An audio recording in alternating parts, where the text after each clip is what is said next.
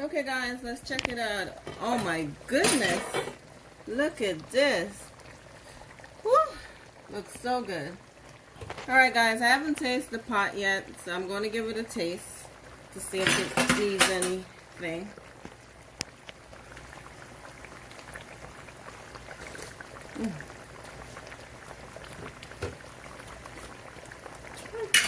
Use a little salt.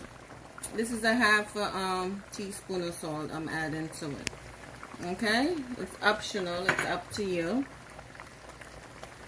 Okay? You don't want to turn the fish because you don't want it to break. So now, I'm just going to put in my water crackers.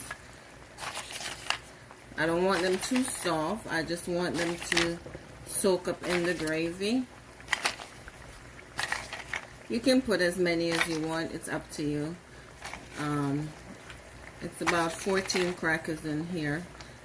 So it's going to be half for me and half for hubby. And this will be our dinner. No rice, no nothing.